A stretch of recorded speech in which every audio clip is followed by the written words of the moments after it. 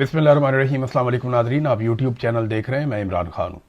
Nadreen, Donald Trump की गालियों के बाद सूरत बहुत अजीब सी हो गई है। यानी वो जगह जहाँ से डोनाल्ड ट्रंप को थोड़ी बहुत ठंडी हवा आती थी वो भी नहीं आ रही। अब डोनाल्ड ट्रंप के हमायती भी अब शर्माना शुरू हो गए हैं कि यार ये किस बंदे की हमने सपोर्ट कर दी है।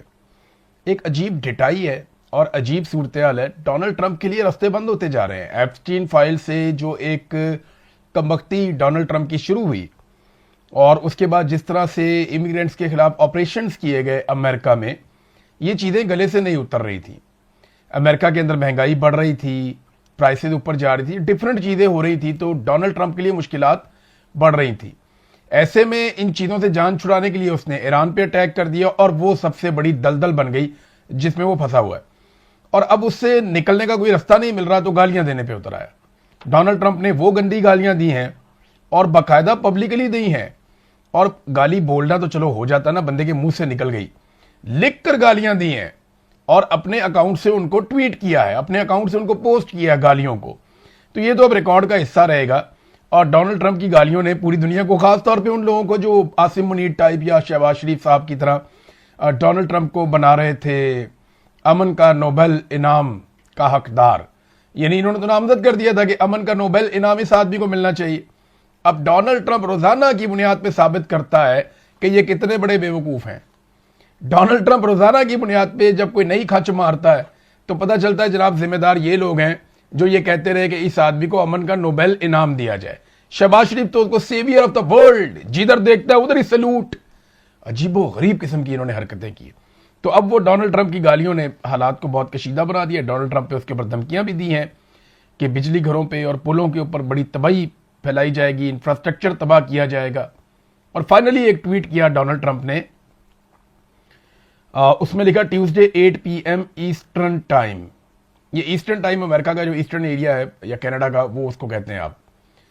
पाकिस्तान से इस वक्त जो ईस्टर्न टाइम है उसका फर्क चल रहा है 9 घंटे का।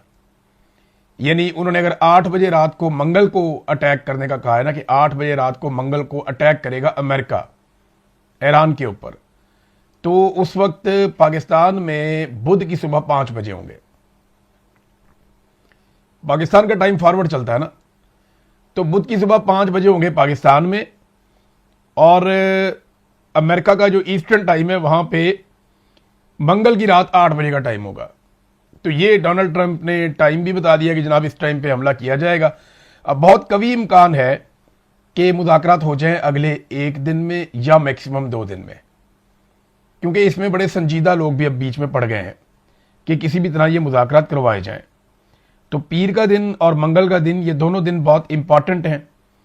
और डोनाल्ड ट्रंप ने भी कहा कि कल तक ईरान के साथ मुआहदा होने का कभी इम्कान है और कोई ना कोई मुआहदा हो जाएगा। ये फॉक्स न्यूज़ को इंटरव्यू देते हुए डोनाल्ड ट्रंप ने कहा, अगर जंग के खात्मे के लिए जल्द कोई मुआहदा ना हुआ तो सब कुछ तबाह कर दूंगा और ईरान के तेल पर कब्जा करने पर भी हम गौर कर रहे हैं। और इंटरव्यू में उन्होंने कहा कि एक मुआहदा कल तय पाने का कभी इम्कान है और वो इस वक्त मुज़ाकरात कर रहे हैं। ये डोनाल्ड ट्रंप ना कह देते हैं बात, लेकिन निकलता कुछ नहीं। पिछले 1 महीने से डोनाल्ड ट्रंप मुज़ाकरात ही कर रहा है। शुरू में लड़ाई की, जब ईरान ने वापस मारना शुरू कर दिया, इन्होंने मुज़ाकरात शुरू कर दिए। लेकिन आप टाइमलाइन देखें, सबसे पहले कहा जी एटमी सलाहियत का खात्मा करेंगे, मिसाइलों की सलाहियत का खात्मा करेंगे। ईरान ने कहा हो जी कर लो, कुछ भी नहीं हुआ। फिर कहा जी कि अवाम से हम बगावत करवा देंगे, रिजीम चेंज हो जाएगा, वो भी ये कोशिश करके देख लिया, नहीं हुआ। बल्कि यहां एक और खबर है, डोनाल्ड ट्रंप ने एक और एतराफ़ किया अपने इंटरव्यू में। डोनाल्ड ट्रंप ने एक एतराफ़ जुर्म किया कि ईरान में होने वाले मुजाहरों में, ये जो आज से कुछ अर्सा पहले मुजाहरे हो रहे थे, उन मुजाहरों में मुजाहरीन को असलहा भी कुर्दों के जरिए से भिजवाया, लेकिन मुजाहरीन तक वो असला पहुंचा नहीं। अब आप यहां से अंदाजा करें कि दहशतगर्दी और क्या होती है कि आप अवाम के हाथों में असला पकड़ा देंगे, मारो हुकूमत को या कत्लेआम करो मुल्क के अंदर।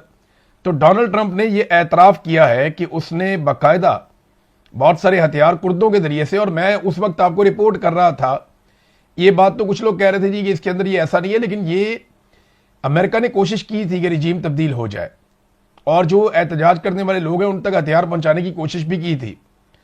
उस वक्त जब आयतुल्लाह अली खामनाई शहीद हो गए, अब तो पहले वो उस वक्त जिंदा थे, उन्होंने और उनकी हुकूमत ने जब ये बात बार बार दोहराई और बार बार उन्होंने ये बात बताई कि ये जो मुजाहिरीन हैं इन तक हथियार पहुंचाए जा रहे हैं और ये बाकायदा कत्लेआम में मुलव्वस हैं, और ये जो लोग मारे गए हैं ये सारे रियासत ने नहीं मारे, ये बहुत सारा कत्लेआम किया गया है, बाय डिज़ाइन किया गया है, तो कोई भी नहीं मान रहा था। आज डोनाल्ड ट्रंप ने चंद महीनों के बाद खुद ही उसका एतराफ़ कर लिया है। बहरहाल जो डोनाल्ड ट्रंप की धमकी है वो मैं आपके सामने रखता हूं। अगर मुआहदा ना हुआ तो बहुत कम छोड़कर पूरे ईरान को तबाह किया जा सकता है, नहीं ईरान का बहुत थोड़ा हिस्सा बचेगा, बाकी सारा तबाह कर देंगे। डोनाल्ड ट्रंप ने धमकी लगाई है। उसने कहा जी कि अब तो मंगल की रात 8 बजे और तब तक ईरान को कोई मुआहदा करना पड़ेगा। तो मुआहदा किस तरह का चाहता है डोनाल्ड ट्रंप वो आपको पता है। उस तरह के मुआहदे के ऊपर ईरान मानता नहीं है। बीच का रास्ता क्या निकलेगा वो मैं आपको पहले बता चुका हूं कि बीच का रास्ता यही है कि ईरान कुछ फेस सेविंग दे दे अमेरिका को, और अमेरिका ईरान को इस बात की गारंटी दे दे कि पाबंदियां भी नहीं लगेंगी और आइंदा हमला भी नहीं किया जाएगा, और ईरान एक आज़ाद मुल्क की तरह रहेगा। वो अपने मामलात को आज़ाद मुल्क की तरह देखेगा, और आबनाए हुर्मुज़ को अब वो कंट्रोल करना चाहते हैं। यहां पे आके फटा पड़ जाता है। इसका जवाब दिया है ईरान ने। ईरान का जो रद्दअमल आया है, अब ये सुप्रीम लीडर मुश्तबा खामनाई के सीनियर मुशीर हैं अली अकबर वलायती, उन्होंने कहा कि मुज़ामती महाज की मुत्तहिदा कमान बाबुल मंदब को आबनाए हुर्मुज़ की तरह देखती है। अमेरिका ने दोबारा कोई गलती की तो आलमी तवानाई और तिजारत का बहाव एक ही वार से मफलूज हो सकता है, यानी फिर आलमी तवानाई भी नहीं होगी और तिजारत का जो बहाव है वो भी हम रोक देंगे, और ये हम एक ही वार से कर देंगे। ईरान के पास भी स्ट्रेटेजी तो है ना, उनके पास अपनी हिकमत अमली है कि अगर ठीक है अमेरिका ये करेगा तो हम ये करेंगे, अगर वो करेगा तो हम वो करेंगे। तो इन्होंने भी, ईरान ने भी अपना कुछ ना कुछ बंदोबस्त करके रखा हुआ है। लेकिन अमेरिका जो करने जा रहा है उसका नुकसान कोई ईरान के अंदर जो रिजीम है उसको नहीं होगा, वो तो अवाम को नुकसान होगा। अगर इंफ्रास्ट्रक्चर आप तबाह कर देंगे, आप पावर प्लांट्स तबाह कर देंगे, आप ग्रिड्स तबाह कर देंगे, आप पुलों को और इंफ्रास्ट्रक्चर को तबाह कर देंगे, इमारतों को तबाह कर देंगे, रिहायशियों को तबाह कर देंगे, तो ये तो आम ईरानी को इसका नुकसान होगा। ईरानी अवाम जो है वो इसका खुमियाजा भुगतेगी। बहरहाल डोनाल्ड ट्रंप ने बहुत सारा कुछ करके देख लिया, कभी इंफ्रास्ट्रक्चर को तबाह किया, कभी अवाम से बगावत कराई, कभी लीडरशिप का कत्लेआम करवाया, कभी 2 दिन का वक्त दिया, फिर 5 दिन का वक्त दिया, फिर 10 दिन का वक्त दिया, मुज़ाकरात की कोशिश की, फिर हमलों की धमकियां दी, फिर कहा जी ज़मीनी अफवाज हम भेज देंगे, और अब मंगल की शाम 8 बजे। अच्छा, ज़मीनी अफवाज भेजने के ऊपर ना एक सर्वे हुआ है। ये सर्वे हुआ अमेरिका में और करवाया CNN ने। CNN आजकल बहुत सर्वे करवा रहा है। डोनाल्ड ट्रंप के वैसे भी CNN खिलाफ है, ये बात आप याद रखिएगा। मैं CNN का हवाला देता हूं तो एक मार्जिन आपको रखना है कि CNN डोनाल्ड ट्रंप के खिलाफ है और डोनाल्ड ट्रंप CNN के खिलाफ है। फॉक्स न्यूज डोनाल्ड ट्रंप के हक में है और डोनाल्ड ट्रंप और उसकी पार्टी फॉक्स न्यूज से प्यार करते हैं। अब CNN ने एक और सर्वे करवा दिया, लेकिन देखिए अमेरिका में झूठे सर्वे आप करवा नहीं सकते, वो केस हो जाता है, बंदा फंस जाता है, चैनल भी फंस जाता है, उसकी क्रेडिबिलिटी भी बढ़ जाती है। बहरहाल ये CNN ने जो सर्वे करवाया उस सर्वे के मुताबिक 68% अमरीकी, 68% अमेरिकन वो ये कहते हैं जनाब कि ईरान की ज़मीन पे हमें फ़ौज नहीं उतारनी चाहिए, मुसीबत बन जाएगी, वो इसके खिलाफ है। अच्छा, कितने फीसद अमेरिकन ये कहते हैं कि फ़ौज उतारनी चाहिए? ऐसा नहीं है कि 68% अगर कुछ और बात कर रहे हैं तो बाकी 32% कुछ और बात करें, नहीं, सिर्फ 11% हैं जो कह रहे हैं कि फ़ौज उतारनी चाहिए। यानी 11% अमरीकी डोनाल्ड ट्रंप के अगर ये फैसला करता है कि फ़ौज उतारते हैं तो उसके साथ हैं, और 68% अमरीकी इसके खिलाफ हैं, जबकि 21% अमरीकी कहते हैं जी हम इसके ऊपर कोई बात नहीं करते, हमारी इस पर कोई राय नहीं है। यह है इस वक्त अमेरिका के अंदर पाई जाने वाली सोच। नाज़रीन, एक बड़ा इशू और है, वो है बुशहर, जहां से रूस ने अपने बहुत सारे वर्कर्स को अभी निकाला है। बुशहर में एक एटमी पावर प्लांट है ईरान का और ये फंक्शनल है। अब ईरान ये बार बार बता रहा है कि इसके आसपास धमाके हो रहे हैं, कभी ड्रोन मारा जाता है, कभी मिसाइल मारा जाता है, कभी रॉकेट मारा जाता है, तो इसके आसपास बहुत करीब में धमाके हो रहे हैं, और एक गलती और पूरा खित्ता लपेट में आ जाएगा। और ये IAEA रोजाना की बुनियाद के ऊपर 3-3, 4-4 दफा पूरी दुनिया को खबरदार कर रही है। जो ये एटमी असासों के हवाले से आलमी इदारा बना हुआ है, वो पूरी दुनिया को बार बार खबरदार कर रहा है कि ये रोके आप, ये हो गया तो सब फंस जाएंगे। और सब कैसे फंसेंगे मैं आपको बताता हूं। बुशहर में अगर ये ताबकारी हो जाती है ना, तो याद रखिएगा कि अप्रैल के महीनों में जो हवाएं चलती हैं ना, अप्रैल और मई के महीनों में, ये नॉर्थ वेस्ट चलती हैं। यानी ये हवा अगर बुशहर में ये एटमी ताबकारी होती है तो हवा जाएगी टुवर्ड्स गल्फ कंट्रीज, बहरीन में, कतर में, कुवैत में, ओमान में, यूएई में, ये इस तरफ को, सऊदी अरब में, ये हवा इस तरफ को जाएगी और ये सारे ममालिक मुतासर होंगे बशमूल अमरीकी अड्डों के, और यहां रहने वाले लोग भी मुतासर होंगे। और जो बीच में पर्शियन गल्फ है जहां पे बेशुमार दुनिया के बहरी जहाज खड़े हैं वो भी मुतासर होंगे। तो ये बड़ी मुसीबत बन जाएगी। और अगर हवा चलती है अपोजिट साइड पे तो ईरान का एक बहुत बड़ा हिस्सा मुतासर हो जाएगा। और अगर पाकिस्तान की तरफ आती है तो पाकिस्तान को इस पर आज ही बात करनी चाहिए। पाकिस्तान भी इससे, अगर गरबन शरकन हवा चलती है, और ये चलती होती है हवा, ये जो सीजन है ना आपका अप्रैल का, मई का, जून का, ये तेज हवाओं वाला सीजन होता है, इसमें हवा तेज चलती है, तो इसका नुकसान हो सकता है। ये बात सबको ज़हन में रखनी पड़ेगी और ये बार बार खबरदार किया जा रहा है उन लोगों की जानिब से जो लोग जंग को और उसके नुकसानात को जानते हैं। फ्रांस के साथ यूएई का एक मुआहदा था, वो भी यूएई ने खत्म कर दिया। ये राफेल तैयारों के हवाले से था, कोई 5 अरब यूरोस का मुआहदा था, तो ये मिलकर काम करने वाले थे। इसमें यूएई का एक दिफाई नुक्ता नज़र से फ्रांस के साथ मुआहदा था, तो पार्टनरशिप थी, वो खत्म हो गई। यूएई पीछे हट गया क्योंकि फ्रांस जो है वो अटैक करता नहीं अब आपने हुर्मुज़ खुलवाने के लिए, और फ्रांस इस लड़ाई में उतरता नहीं है। एक नाजरीन जो खबर आई थी ना, जो सबसे इंपॉर्टेंट है, वो ये है कि शुमाली कोरिया के 500 ऐसे मिसाइल जो 15,000 किलोमीटर तक मार कर सकते हैं, इस खबर को बहुत हवा दी जा रही है, बहुत फैलाया जा रहा है। सबसे पहले ये खबर एक ईरानी तज्जियाकार ने दी, उसके बाद कुछ और लोग इसके बारे में बात कर रहे हैं। अब ये खबर एक और तज्जियाकार ने दी है और उनका यह दावा है कि चाइनीज तज्जियाकार हैं, कनाडा में रहते हैं, मैंने आपको इनके बारे में पहले भी बताया था, मैं इनका तज्जिया मेरे सामने है, मैं ये सुन भी रहा हूं अभी। तो इन्होंने ये दावा किया है कि वाकई ईरान ने ऐसा किया है और कोरिया ने उनको हथियार दिए हैं। वो कहते हैं कि शुमाली कोरिया और ईरान ने दुनिया के 500 जदीद तरीन सॉलिड फ्यूल ICBM की मुंतकली मगरबी मुदाखलत के बगैर मुकम्मल कर लिए। यानी मगरबी ममालिक को पता ही नहीं चला और वो इतना सारा हथियार अपने पास ले भी गए ईरानी शुमाली कोरिया से। शुमाली कोरिया का तैयार करदा 500 हवासोंग 18 मिसाइलों का निज़ाम, जिसने 2023 के तजर्बाती लॉन्चों में 15,000 किलोमीटर से ज़्यादा की दूरी तक मार करने की सलाहियत दिखाई, अब सिर्फ इसराइल या मशरिक़ वस्ता में अमरीकी अड्डों तक ही नहीं बल्कि खुद अमरीका तक पहुंचने की सलाहियत रखता है। ये 500 मिसाइल एक इंतहाई खुफिया लॉजिस्टिक ऑपरेशन के जरिए ईरानी सरजमीन पर जेर ज़मीन महफूज मकामात पर पहुंचा दिए गए हैं, जहां वो ईंधन से भरे और निशाने पर सेट खड़े हैं। ये जनाब एक दावा है, दोबारा एक और जानिब से भी आ गया। जो चाइनीज़ तज्जियाकार हैं वो भी ये कह रहे हैं, इससे पहले जो है वो ईरानी तज्जियाकार है वो भी ये कह रहे हैं। लेकिन जंग में पहला कत्ल जो है वो सच का हो जाता है।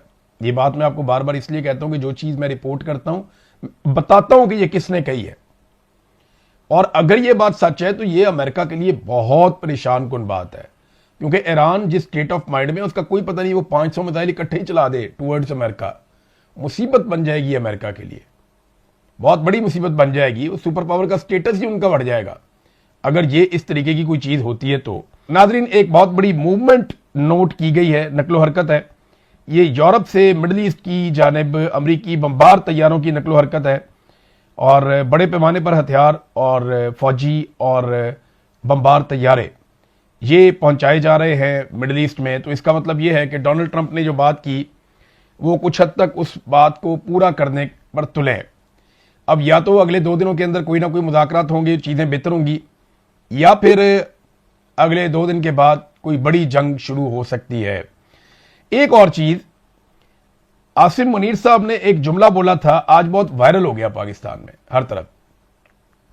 आसिम मुनीर साहब की बेटी की शादी पे आए यूएई के हुक्मरान। जाती ताल्लुकात जब आप बनाते हैं और मुल्क को पीछे रखते हैं और आप बड़े बड़े वादे कर देते हैं अपने ताल्लुकात बनाने के लिए, तो उसका नुकसान मुल्क को होता है। हमने अमेरिका से बहुत बड़े बड़े वादे कर दिए, सऊदी अरब से कर दिए, यूएई से कर दिए, सबके साथ बहुत बड़े बड़े, कौम से इतने बड़े बड़े वादे कर दिए। 300 यूनिट तक बिजली मुफ्त देंगे, ये वादा किया था ना एस्टेब्लिशमेंट के लोगों ने। आसिम मुनीर की जो टीम है उन्होंने ये वादा किया था कि 300 यूनिट बिजली मुफ्त होगी और मोटरसाइकिल के अंदर पेट्रोल भी मुफ्त होगा। लेकिन आसिम मुनीर के लोगों को जब जबरदस्ती इक़्तिदार में लाकर बिठाया गया तो ना 300 यूनिट बिजली मुफ्त हुई, और ना मोटरसाइकिल पे पेट्रोल मुफ्त हुआ, बल्कि पेट्रोल पहुंच गया 500 रुपये लीटर तक, और बिजली जो है उसको भी 4 गुना महंगा कर दिया, अभी मजीद महंगी करने जा रहे हैं। तो आसिम मुनीर साहब का एक स्टेटमेंट है, पाकिस्तान यहां से अब ऊंची उड़ान की तरफ जाएगा। कहां गया ऊंची उड़ान की तरफ साहब? 26वीं और 27वीं आईनी तरमीम के बाद उनके इस किस्म के दावे थे कि पाकिस्तान अब ऊंची उड़ान की तरफ जाएगा, क्योंकि वो सब कुछ ठीक कर देंगे। उन्हें लगता था उन्हें इस्तिस्ना मिल गया है, वो फील्ड मार्शल बन गए हैं, ताहयात इस्तिस्ना उनके पास है, उन्हें कोई हिला नहीं सकता, 5 साल की एक्सटेंशन भी मिल गई है। तो उन्हें लगा कि यहां से पाकिस्तान ऊंची उड़ान की तरफ जाएगा। लेकिन हम देख रहे हैं कि जिस दिन से आसिम मुनीर साहब पाकिस्तान के आर्मी चीफ बने, इंसानी हुकूक हो, दहशतगर्दी हो, पाकिस्तान के अंदर मईशत हो, पाकिस्तान के अंदरूनी बैरूनी कोई भी मामलात हो, हर चीज में पाकिस्तान नीचे गया। सिर्फ एक छोटी सी अचीवमेंट मिली कि इंडिया के तैयारे गिर गए, और उसको लेकर वो एयरफोर्स ने गिराए थे, लेकिन आसिम मुनीर साहब ने उसको अपनी कामयाबी बनाकर खुद फील्ड मार्शल का ओहदा ले लिया। आप बताएं ना, ईरान का आर्मी चीफ कौन है? इतनी बड़ी जंग लड़ रहा है सुपर पावर के साथ, कौन है? अभी कल जो है वो, कल परसों की बात है, अमेरिका ने अपने आर्मी चीफ को हटाया, तो हमें पता चला इसका नाम क्या है। हमें तो पता ही नहीं था। और भाई आर्मी चीफ जंगे नहीं लड़ते होते, जंगे कौम लड़ती होती है, प्रोफेशनल फौज लड़ती होती है। यहां उठा के आर्मी चीफ को सारा कुछ सारा क्रेडिट दे देते हैं, तो ये ऐसे नहीं होता। ये हमारे यहां पे पॉलिटिक्स है, और उस पॉलिटिक्स का फायदा उठाया जाता है। बहरहाल कहा इन्होंने कुछ हुआ कुछ, मईशत भी तबाह हो गई, लोग गरीब हो गए, सरमायाकारी बंद हो गई, और आज पाकिस्तान वहां खड़ा है जहां पाकिस्तान जिनको दोस्त कहता था वो भी आंखें दिखा रहे हैं। चाइना हमसे नाराज है, यूएई हमसे नाराज हो गया, अमेरिका जो है उसको इन्होंने राजी रखा हुआ है चापलूसियां कर करके। सऊदी अरब को कैसे राजी रखेंगे? अगर वाकई वो लड़ पड़ते हैं तो आप कैसे लड़ेंगे? ये बड़े सवालात हैं। जब आप जाती फायदे के लिए मुल्क को इस्तेमाल करते हैं तो फिर नुकसान भी मुल्क को होता है। अब तक के लिए इतने, अपना ख्याल रखिएगा, अपने इस चैनल का भी। अल्लाह हाफिज़।